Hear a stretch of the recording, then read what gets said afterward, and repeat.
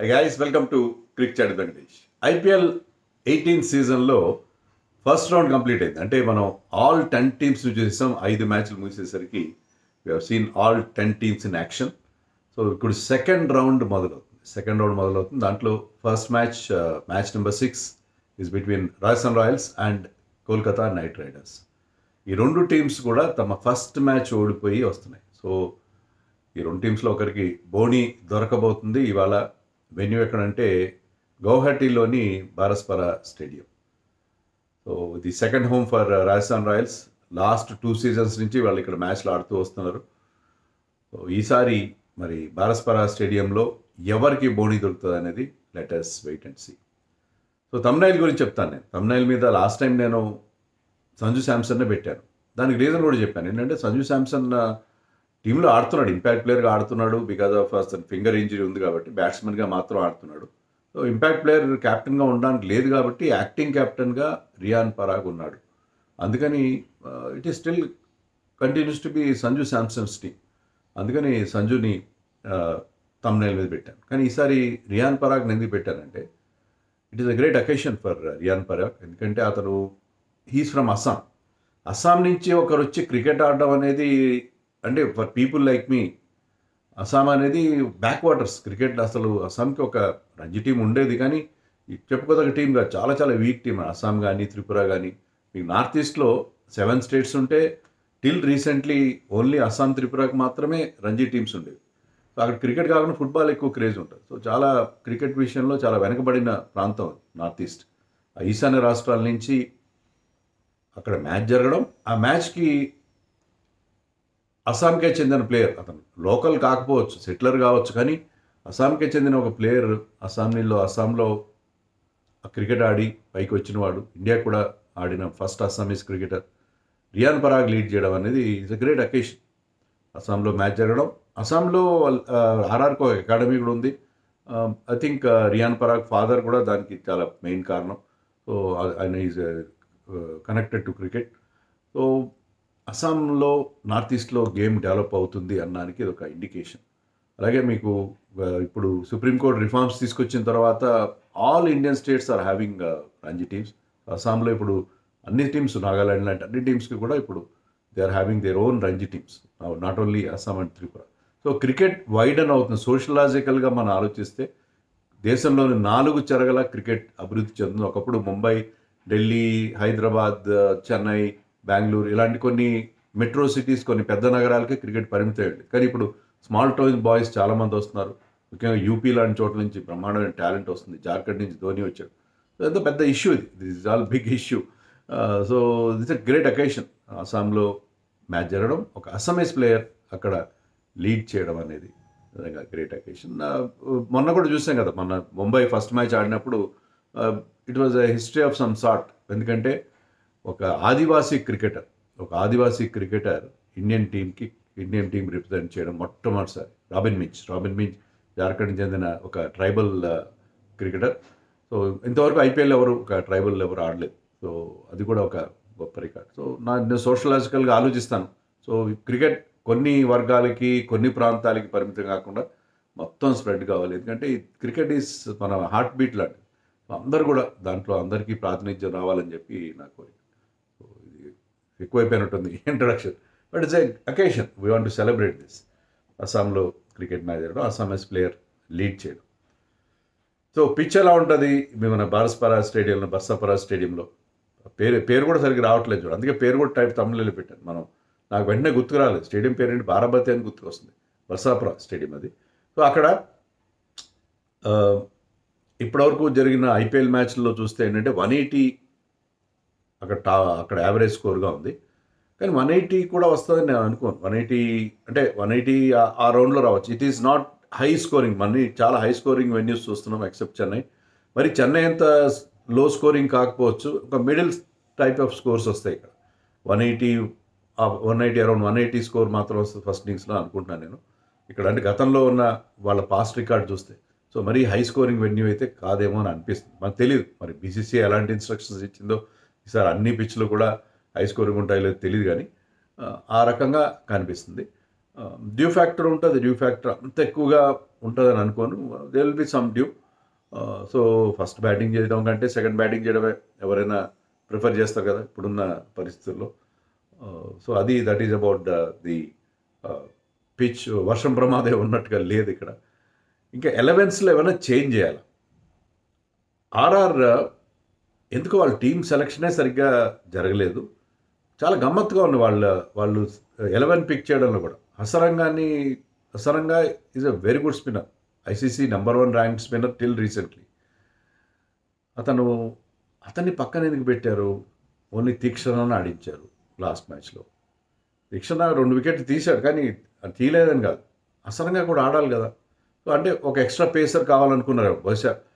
Against sun Risers ఒక spinner సరిపోతాడు. తీక్షణ more Hasaranga leaks runs, తీక్షణ కొంచెం more control ఉండే బౌలర్ అని చెప్పి తీసుకున్నట్టుగా ఉన్నారు. ఈసారి Hasaranga definitely commit to team. అదైతే ఎందుకంటే అతను ఆల్రౌండర్ కూడా, బ్యాటింగ్ చేయగలడు and he can pick wickets. కొన్ని రన్స్ ఇచ్చినా కూడా all wrist spinners, a leg spinner అయినా సరే రన్స్ ఇస్తాడు, బట్ మిడిల్ ఓవర్స్లో వికెట్స్ తీస్తాడు.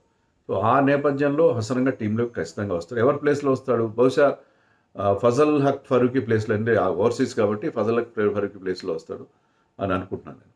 తీక్షణ విల్ కంటిన్యూ ఎందుకంటే అతను పవర్ ప్లేలో కూడా బౌలింగ్ వేయగల ఎబిలిటీ. ఎందుకంటే వీళ్ళకి జోఫ్రా తప్ప పవర్ ప్లేలో వేయగల బౌలర్ కనపట్లేదు వీళ్ళకి. అది కూడా ఒక ప్రాబ్లం ఉంది వీళ్ళకి.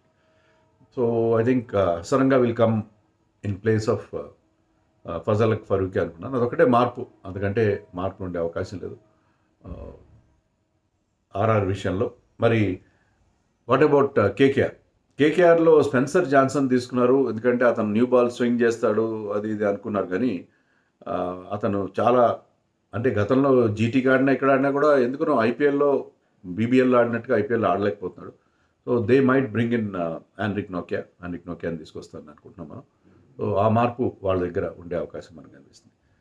అదొక్కటే మార్పు, అందుకంటే ఏముంటుంది మార్పు, ఇంకా వేరే మార్పులు చేయాల్సిన అవసరం ఏం లేదు. సో ఒక్క చేంజ్, వాళ్ళు దాంట్లో ఒక్క చేంజ్ చేసే అవకాశం మనకు కనిపిస్తుంది. సో ఆ 2 చేంజెస్ ఈ 2 టీమ్స్ నుంచి మనం ఎక్స్పెక్ట్ చేయొచ్చు. మెయిన్గా వాళ్ళు middle order collapse, lower middle order collapse కేకేఆర్ని చాలా ఇబ్బంది పెట్టింది. ఎందుకంటే ఒక స్టేజ్లో they were expected to score 220 first మ్యాచ్లో అగేన్స్ట్ ఆర్సీబీ. బట్ వాళ్ళ వెంకటేష్ అయ్యర్ ఫెయిల్ కావడం, తర్వాత triple R Russell, Rinku and Ramandeep, అది ఎక్స్పెక్ట్ చేయలేదు. టాప్ ఆర్డర్లో ప్రాబ్లం ఉంటుంది అనుకున్నాము, కానీ టాప్ ఆర్డర్లో ప్రాబ్లం లేకుండా మీకు lower down the order problem వచ్చేసింది. సో అది ఆ ప్రాబ్లం నుంచి వాళ్ళు బయటపడాలి. They are all good players. Russell కానీ రింకు కానీ రెగ్యులర్గా ఫెయిల్ అయ్యే ప్లేయర్స్ కాదు. Venkatesh Iyer he's been very consistent. అందుకే అతనికి అంత పెద్ద అమౌంట్ పెట్టి వాళ్ళు మళ్ళీ బైబ్యాక్ చేశారు. Ramandeep is doing extremely well of late. So వాళ్ళకి ఆ ప్రాబ్లం అంతా ఒక ఫస్ట్ మ్యాచ్లో that was just an aberration అని అనుకుంటున్నాను నేను. సో వాళ్ళకి కలిసి వచ్చిన అంశం ఏంటంటే 2.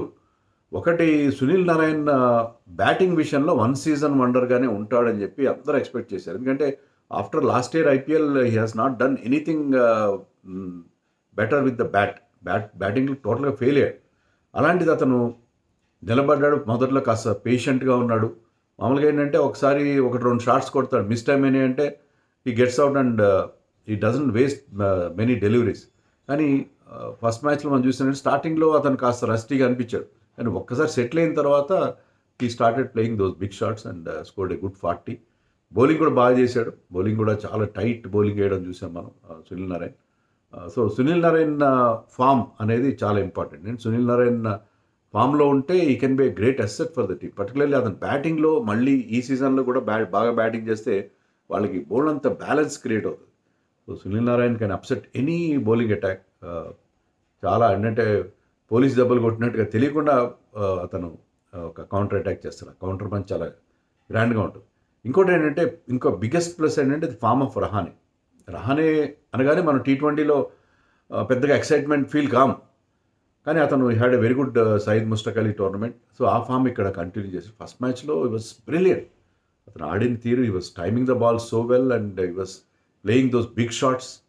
సో ఆ 2 వాళ్ళకి పెద్ద ప్లస్గా మనం చెప్పుకోవాలి. బట్ ఓన్లీ ప్రాబ్లం ఏంటంటే మరొక top order player Quinton de Kock look totally out of shots. ఆడిన కొన్ని డెలివరీసే కానీ చాలా అవుట్ ఆఫ్ షాట్స్గా కనిపించాడు. మరి ఏదో ఒక స్టేజ్లో అతనికి రెహమాన్ గుర్బాజ్ ఒక ఆప్షన్ ఉంది వాళ్ళు, కానీ ఇమీడియట్గా అయితే తీసుకురారు. అది క్వింటన్ డీకాక్ మైట్ కంటిన్యూ. బౌలింగ్లో కూడా స్పెన్సర్ జాన్సన్ పాటు Vaibhav are also going for lot of runs. అతను ఏంటంటే ఈ swings the new ball, but అతని స్వింగ్ అంతా కూడా ఇన్ స్వింగే ఉంటుంది.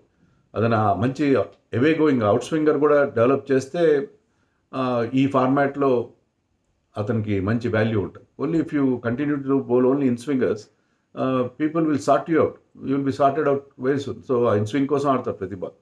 అది అతనుకున్న problem. Harshit Rana was okay last match అతనికి లేట్గా బౌలింగ్ ఇచ్చారు. ఐ థింక్ ఈ మ్యాచ్లో హర్షిత్ రాణా ఒకవేళ నాక్యాన్ తీసుకొస్తే Harshit Rana and Spencer Vaibhav Rana might open the bowling అని అనుకుంటున్నాను నేను. చిన్న చిన్న మార్పులు పోయిన. Varun Chakravarthy went for runs last time. కొంచెం అతను కూడా 2 6లు ఇచ్చాడు సాధారణంగా. సో ఆర్సీబీ అతని మీద అటాక్ చేయడం అనేది చూసాం మనం. బట్ వరుణ్ చక్రవర్తి కూడా మంచి ఫామ్లో ఉన్న బౌలర్. అతను కూడా ఇంకా మచ్ బెటర్ బౌలింగ్ అతని నుంచి మనం ఎక్స్పెక్ట్ చేసే అవకాశం.